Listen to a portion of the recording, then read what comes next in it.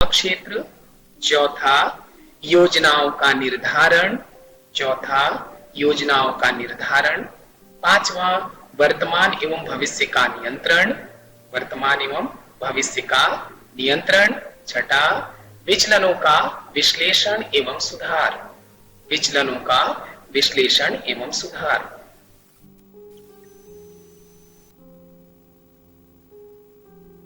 सतत प्रक्रिया। नियंत्रण की विशेषता के अंतर्गत पहला है विशेषता सतत प्रक्रिया। सतत प्रक्रिया का मतलब होता है बच्चों ऐसी प्रक्रिया जो लगातार चलती रहे। किसी एक उद्देश्य की पूर्ति के लिए बनाया गया नियंत्रण प्रक्रिया जैसी वो उद्देश्य पूर्ण होता है समाप्त होती है और दूसरे उद्देश्य के लिए पुनः वह प्रारंभ हो जाती है। दूसरा, प्रबंध के सभी स्तर पर लागू। प्रबंध के सभी स्तर, प्रबंध के स्तर के बारे में आप लोगों ने पढ़ा होगा, उच्च स्तर, मध्य स्तर और निम्न स्तर। तो सभी स्तर पर नियंत्रण बहुत ही आवश्यक है। व्यापक क्षेत्र, नियंत्रण का क्षेत्र बहुत व्यापक है, अर्थात प्रत्येक क्षेत्र में इसे एक स्थान दिया गया है, बिना इसके वह कार्य पूर्ण रूप से कहा जाए शुद्धता लेते हुए या वह व्यवसाय पूर्ण रूप से कार्य नहीं कर पाता। वर्तमान एवं भविष्य का नियंत्रण। नियंत्रण प्रक्रिया वर्तमान में हुए कार्य को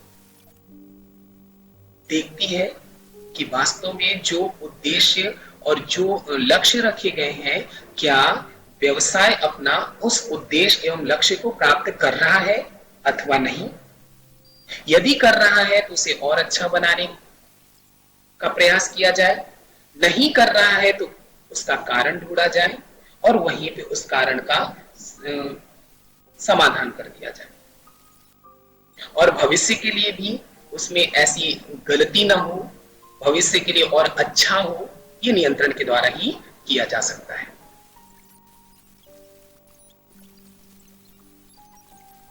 नियंत्रण का महत्व। आइए अब जानते हैं नियंत्रण का महत्व। इसे भी नोट करें बच्चों।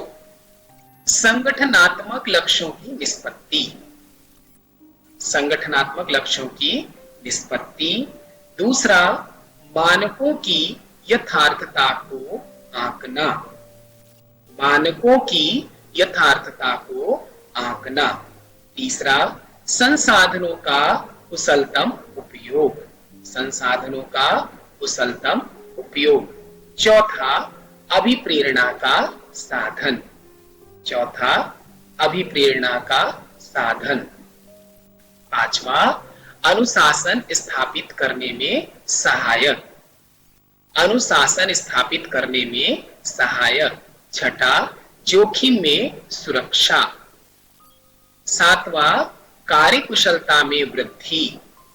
सातवां, कार्यकुशलता में वृद्धि।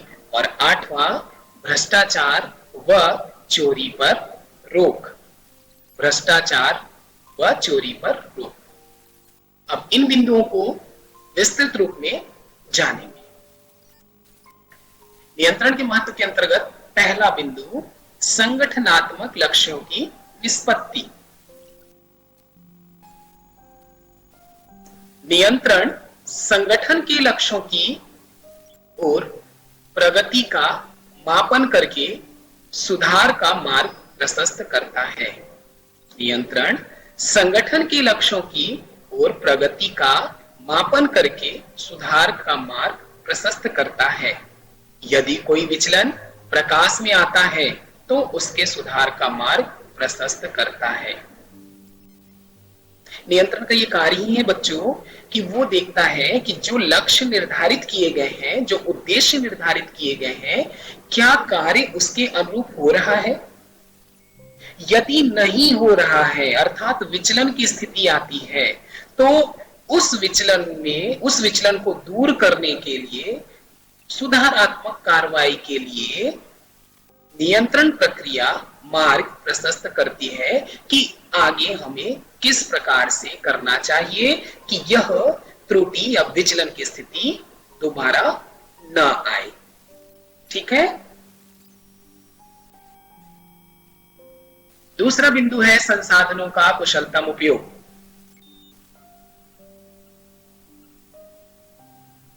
एक अच्छी नियंत्रण प्रणाली द्वारा प्रबंध निर्धारित मानकों को वास्तविकता तथा उद्देश्य पूर्णता को सत्यापित कर सकता है। संसाधनों का कुशलतम उपयोग। अगर नियंत्रण के द्वारा सही तरीके से कार्य किया जाए तो जो अपने संसाधन हैं उनका हम अधिक से अधिक उपयोग कर पाएंगे, अधिक से अधिक उसको उपयोगी बना पाएंगे, मतलब व्यर्थ हमारा सामान या व्यर्थ हमारा समय व्यतीत नहीं होगा। एक अच्छी नियंत्रण प्रणाली द्वारा प्रबंध निर्धारित मानकों को वास्तविकता तथा उद्देश्य पूर्णता को सत्यापित कर सकता है। अर्थात कि हम नियंत्रण प्रणाली द्वारा व्यर्थ की सामग्री गंवाने से बच सकते हैं या व्यर्थ का समय गंवाने से बच सकते हैं।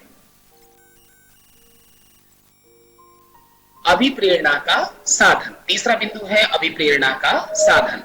नियंत्रण प्रणाली में कर्मचारियों को उनके कार्य करने के लिए अभिप्रेरित किया जाता है। उन्हें समझाया जाता है कि उनके द्वारा कार्य करने से क्या क्या और कैसा कैसा लाभ संस्था को प्राप्त होगा।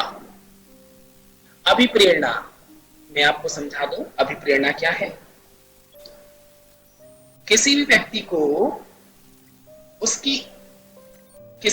को अपने अनुसार कार्य अगर हमें कराना है तो सबसे आसान तरीका है उसे उसकी इच्छा शक्ति जागृत करा दीजिए आप। यदि आपने उसे उसकी इच्छा शक्ति जागृत करा दी तो निश्चित वह आपके कार्य को करने के लिए तत्पर होगा। और इच्छा शक्ति कैसे जागृत होगी? जब आप उसे उस कार्य को करने के बदले में उसे क्या लाभ होगा, उसे क्या हानि होगी, इन सब बातों से आप अवगत करा दें तो ये होता है अभिप्रेरणा। नियंत्रण भी अभिप्रेरणा का एक साधन है, क्योंकि इसमें कर्मचारियों को अभिप्रेरित कर दिया जाता है कि यदि वो बहुत अच्छे से काम करते हैं, बहुत अच्छे से मन लगाकर कार्य करते हैं और उनके कार्य के उपरांत अगर व्यवसाय बहुत आगे बढ़ता है या संस्था खूब आगे बढ़ती है तो निश्चित उनका भी लाभ उसमें समाहित है। उन्हें भी लाभान्वित होना होगा, वो भी लाभान्वित होंगे। तो ये अभिप्रेरणा का साधन है। हम कर्मचारियों को इस तरह से अभिप्रेरित करके उनसे कार्य ले सकते हैं। अगला बिंदु है अनुशासन स्थापित करने में सहायक। नियंत्रण द्वारा पूरी तरह से उपक्रम की देखरेख की जाती है, जिससे किसी भी कर्मचारी द्वारा लापरवाही पूर्ण कार्य करने में रोक लगती है और नियंत्रण के भय के कारण संस्था में अनुशासन स्थापित रहता है। अनुशासन शब्द तो सबको पता है। अगर नियंत्रण ना हो, देखरेख ना हो तो अनुशासन डिस्टर्ब रहता है या अव्यवस्थित हो जाता है।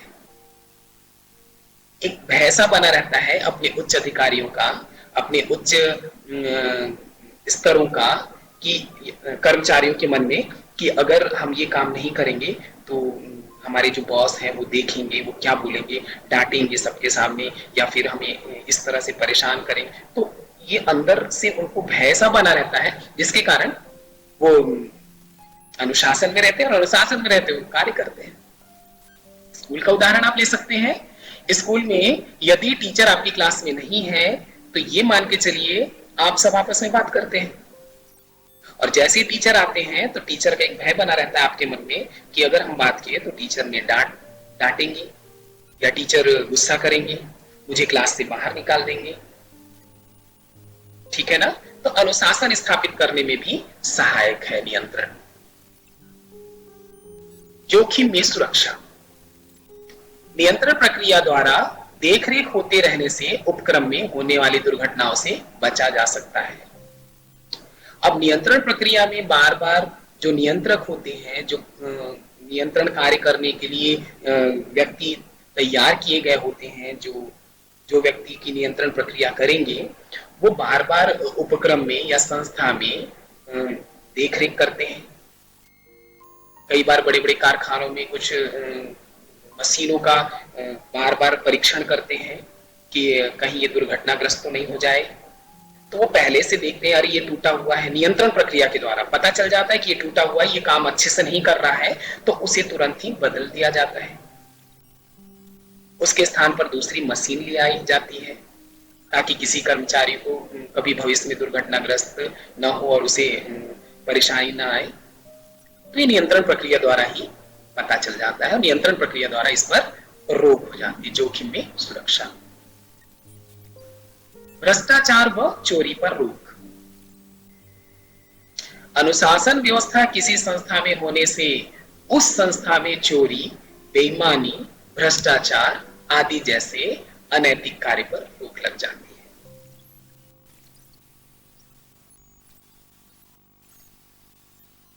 भ्रष्टाचार व चोरी पर रोक।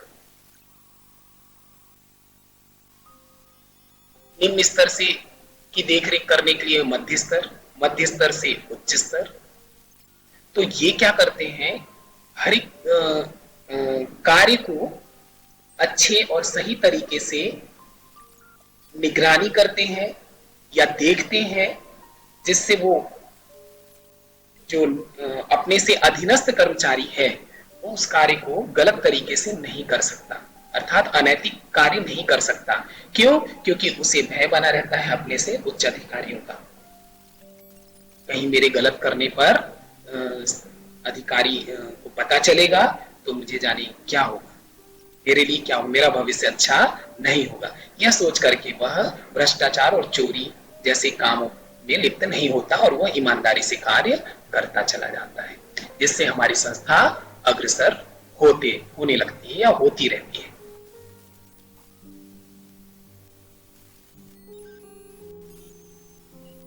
तो ये रहा बच्चों नियंत्रण का महत्व।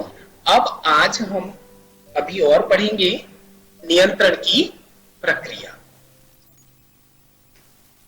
नियंत्रण की प्रक्रिया जिसमें पहला है प्रमापों का निर्धारण। पहला बिंदु है प्रमापों का निर्धारण। बच्चों जो जो हम पढ़ते जा रहे हैं इन्हें कॉपी पे आप नोट करते चलिए, ठीक है। अब हम पढ़ रहे हैं नियंत्रण की प्रक्रिया। प्रमापों का निर्धारण, वास्तविक प्रगति का मापन, वास्तविक प्रगति की प्रमापों से तुलना, विचलनों का विश्लेषण और सुधारात्मक कार्रवाई करना। पुनः दोहराता हूं, इसे नोट करिए। नियंत्रण की प्रक्रिया, प्रमापों का निर्धारण, वास्तविक प्रगति का मापन, वास्तविक प्रगति की प्रमापों से तुलना, विचलनों का विश्लेषण एवं सुधारात्मक कार्रवाई करना। इनको विस्तृत से जानेंगे। अब पहला बिंदु है प्रमापों का निर्धारण। देखिए कैसे प्रमाप का निर्धारण होता है, मैं आपको इस बिंदु के अंतर्गत समझाता हूं। आप इसे अच्छे से सुनिए, देखिए और लिखिए भी, है ना, तो आपको और अच्छे से समझ में आ जाएगा। एक बार सुनने में, एक बार देखने में और लिखने में, बस आपका तैयार।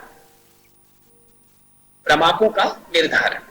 देखिए नियंत्रण प्रक्रिया का पहला एवं महत्वपूर्ण कदम विभिन्न कार्य के लिए प्रमाप निर्धारण करना है।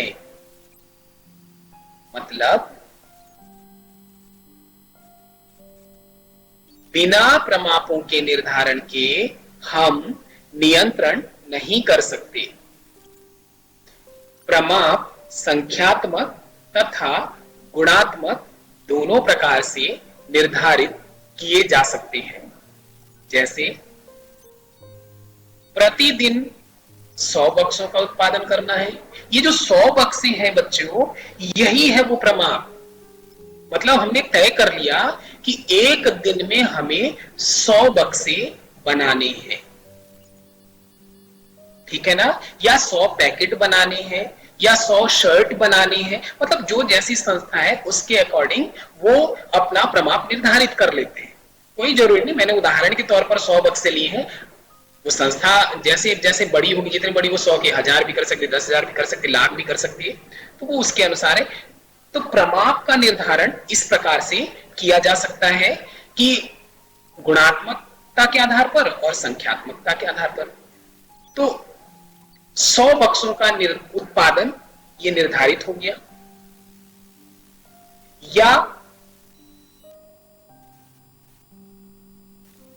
प्रति बक्से की लागत 400 रुपए आती। अब हमने तय कर लिया था कि 100 बक्से उत्पादन करेंगे और एक बक्से का लागत लगभग 400 रुपए आना चाहिए।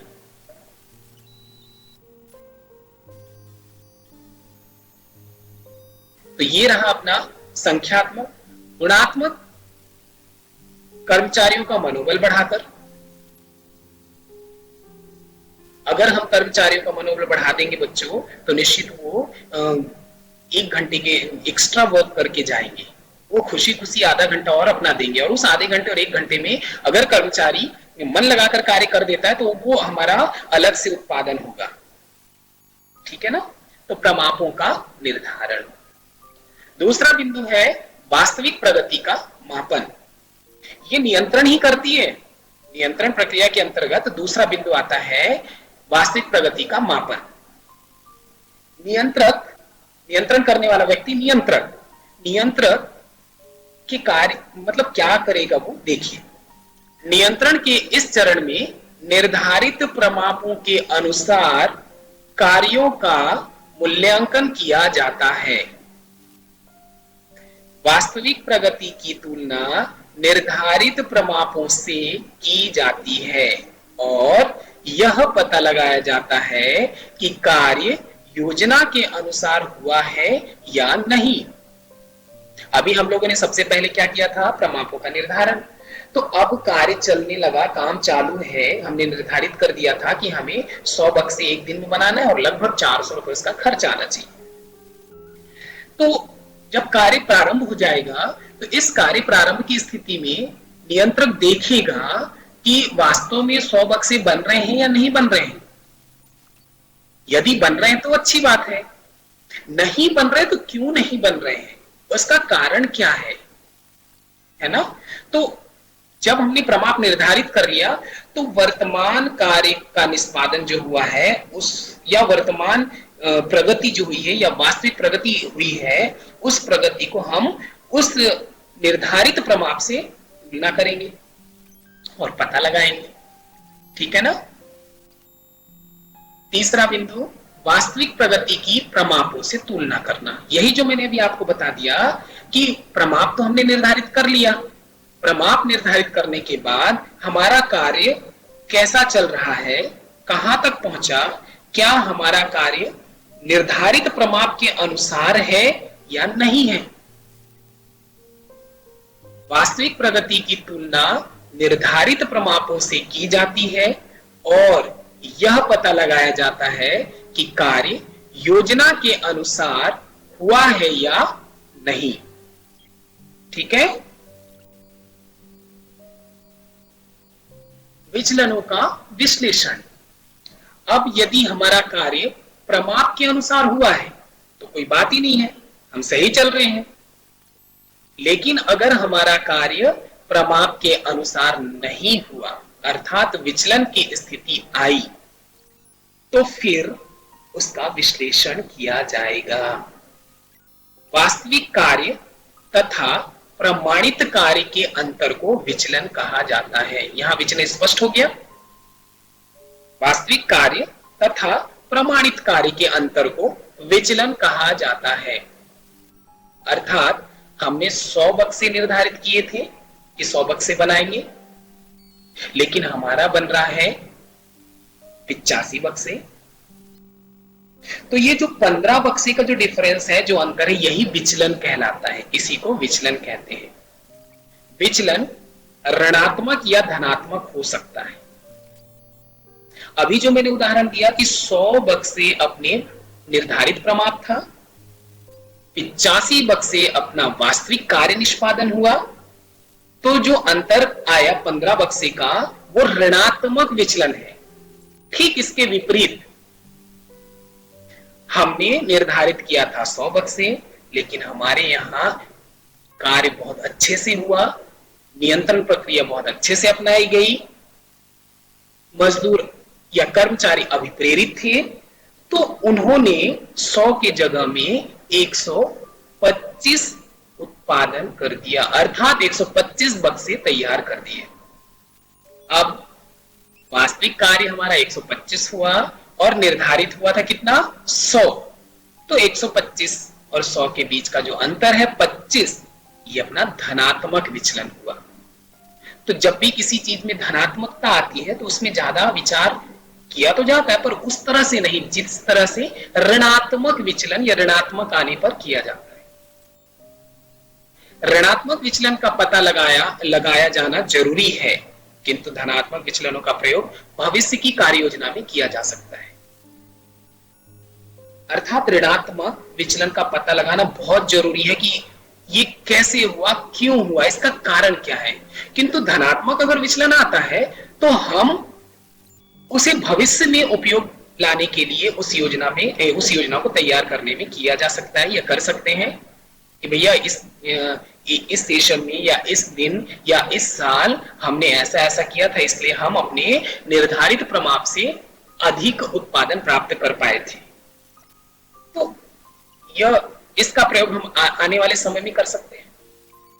किंतु अगर ऋणात्मक आया तो ऋणात्मक विचलन को पता लगाकर उसे वहीं के वहीं जल्द से जल्द दूर करने की कोशिश की जानी चाहिए। ठीक है। सुधारात्मक कार्रवाई करना। सुधारात्मक कार्रवाई करना नियंत्रण प्रक्रिया का अंतिम चरण है। निष्पादन कार्य में विचलन पाए जाने पर विचलन के कारणों का पता लगाया जाता है। इसके लिए निम्नलिखित व्यवस्था की जा सकती है। पहला, प्रगति की बाधाओं को दूर करना। दूसरा, बाधाओं की पुनरावृत्ति को रोकना या बाधाओं की पुनरावृत्ति पर रोक लगाना। आगे बात समझ में। नियंत्रण प्रक्रिया का अंतिम कार्य या अंतिम चरण सुधारात्मक कार्रवाई करना है। जब हमने प्रमाप निर्धारण किया, वर्तमान कार्य किया, वर्तमान से निर्धारित प्रमाप की तुलना की, विचलन ज्ञात किया, इतनी प्रक्रिया करने के बाद जब हमें विचलन प्राप्त होगा तो उस पर आवश्यक सुधारात्मक कार्रवाई करनी होगी। और वो कार्रवाई या वो सुधारात्मक कार्रवाई इस प्रकार से हो सकती है कि प्रगति की बाधाओं को दूर करना, बाधाओं की पुनरावृत्ति को रोकना। ठीक है। प्रगति की बाधाओं को दूर करना, इसे आप कॉपी में नोट करते चलें। मैं धीरे धीरे 2 बार बोलता हूं और खूब आराम से बताने की कोशिश कर रहा हूं, आप इसे नोट करते चलें। ये बहुत ही महत्वपूर्ण चैप्टर है। ठीक है बच्चों। प्रगति की बाधाओं को दूर करना। वास्तविक प्रगति में कोई बाधा आती है तो उसे दूर किया जाता है।